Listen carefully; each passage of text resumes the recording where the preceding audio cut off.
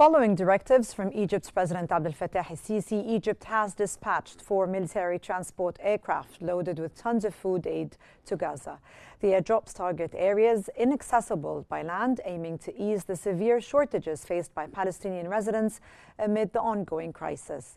This initiative complements Egypt's continued land-based aid delivery and reflects Cairo's role in coordinating international efforts to support Gaza.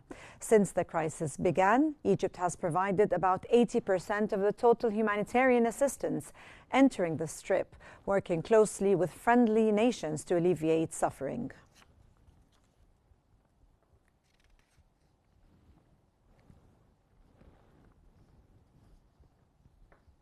France's Foreign Minister Jean-Noël Barrot has condemned the U.S. and Israel-backed Gaza Humanitarian Foundation, saying its militarized aid distribution system has led to a bloodbath among civilians. And speaking after talks in Nicosia, Barrot described the situation as a scandal and urged the immediate cessation of the foundation's activities, citing the deadly chaos at aid distribution points in Gaza. His remarks come amid growing international criticism of the humanitarian toll in the besieged enclave.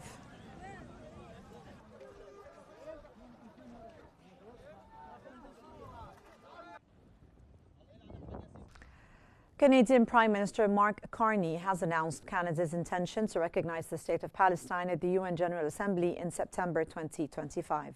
Carney emphasized Canada's steadfast support for Israel's right to exist in peace and security, stressing that a viable Palestinian state recognizing Israel is essential for lasting peace.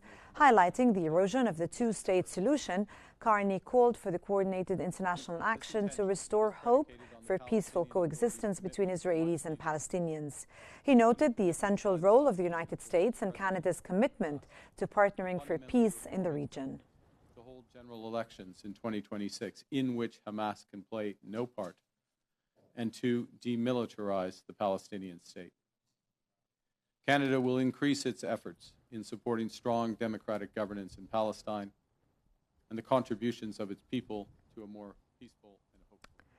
U.S. President Donald Trump has warned that Canada's plan to recognize a Palestinian state could jeopardize ongoing trade negotiations between the two countries. Posting on his Truth Social platform, Trump said it would be very hard to finalize a trade deal with Canada if Prime Minister Mark Carney proceeds with the recognition at the UN General Assembly in September. The Trump administration has already announced its intent to impose a 35% tariff on a range of Canadian goods starting Friday if a new agreement is not reached. The warning adds a sharp geopolitical twist to already tense economic talks.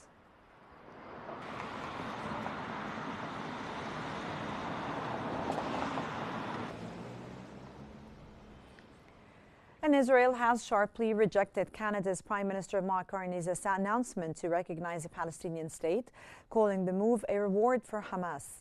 In a statement posted, Israel's Ministry of Foreign Affairs said the Canadian government's shift undermines efforts to secure a ceasefire in Gaza and to establish a framework for the release of detainees. The rejection highlights tensions between Canada's evolving Middle East policy and Israel's security concerns amid ongoing conflict.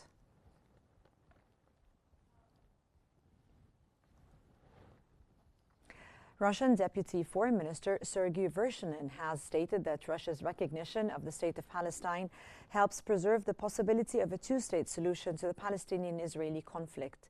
He noted that Russia has maintained strong relations with Palestine since the opening of its embassy in Moscow in 1990. Vershinin emphasized that a two-state solution remains the most reliable path to peace and urged an immediate ceasefire in Gaza, highlighting ongoing discussions with international partners, including the UN. He described stopping the bloodshed in Gaza and alleviating civilian suffering as urgent priorities in achieving lasting peace.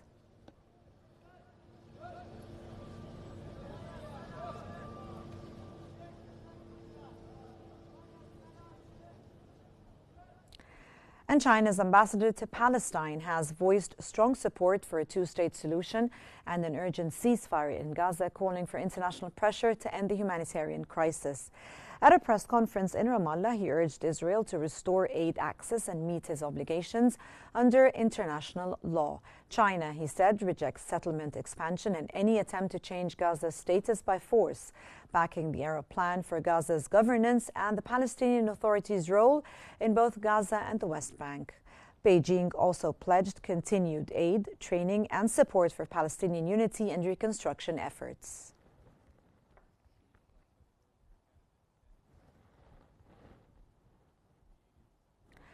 And Germany's Foreign Minister Johann Vadeful has called for the immediate launch of negotiations towards a two-state solution, emphasizing that recognition of a Palestinian state should come as the outcome of such a process and not the starting point.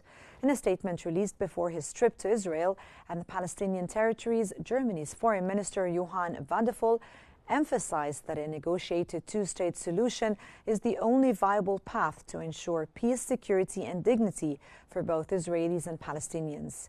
He also made clear that Germany would oppose any unilateral actions that sideline negotiations, underscoring the urgency of launching a credible peace process.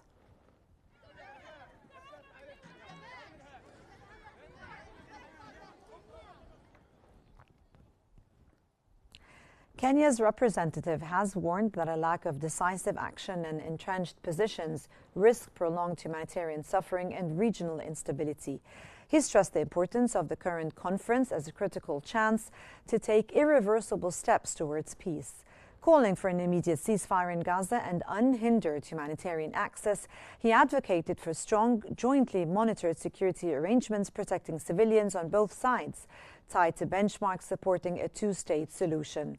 He proposed creating a multinational oversight body to ensure compliance and transparency, emphasizing that the world is watching and peace must rest on political, economic, and security foundations.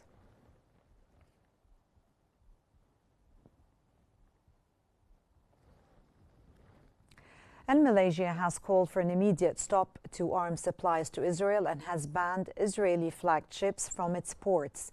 The representative condemned Israel's efforts to undermine the UN and stressed protecting the UN agencies like the UNRWA.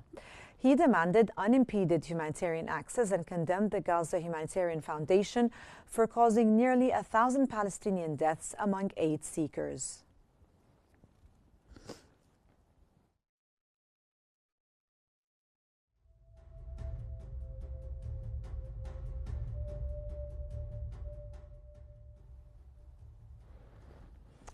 And Belize's UN representative has stressed that recognizing Palestine is just the first step towards peace.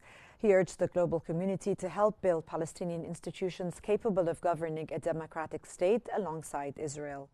Calling attention to Gaza's worsening humanitarian crisis, he demanded unrestricted aid flow and international support for reconstruction. He emphasized that real progress requires a credible political process and called on Israel to return to negotiations, stating that restoring confidence must begin with an end to violence.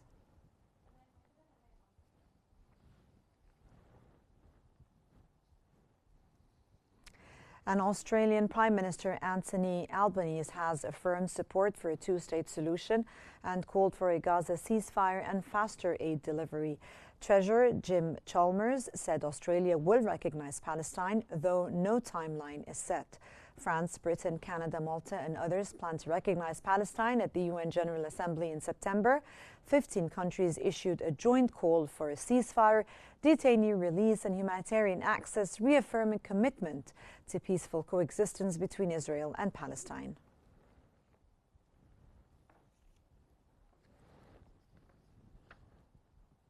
And U.S. President Donald Trump has called on Hamas to surrender and release detainees, stating it was the fastest way to end the humanitarian crisis in Gaza. His remarks, posted on Truth Social, come as U.S. Envoy Steve Witkoff heads to Israel to revive stalled ceasefire negotiations and address worsening conditions in the enclave.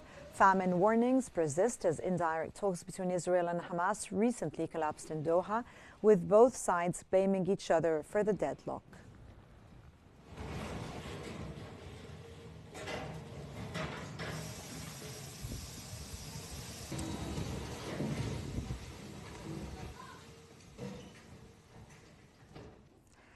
And the U.S. Senate has rejected 2 resolutions aimed at halting arms sales to Israel, despite mounting concerns over civilian casualties and humanitarian conditions in Gaza. The resolutions, introduced by Senator Bernie Sanders, failed with votes of 73-24 and 70-27. All support came from Democrats, while Republicans, including President Donald Trump's allies, uniformly opposed the measures. Sanders expressed optimism despite the outcome, noting growing Democratic support and suggesting a shift in public sentiment. He said the American people are increasingly unwilling to fund military support for actions contributing to the suffering in Gaza, and voiced hope for eventual bipartisan backing.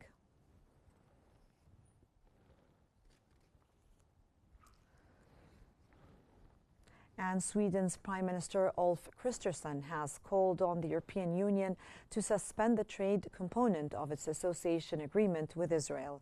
Kristersson announced the demand on social media, stating that Israel is failing to fulfill its most basic obligations regarding emergency aid access.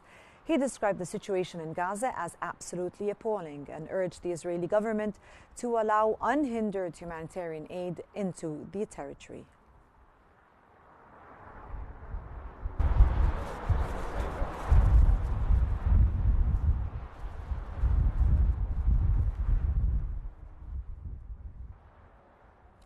And the death toll in Gaza has risen sharply, with at least 111 Palestinians, 91 of them aid seekers, killed in the past 24 hours alone.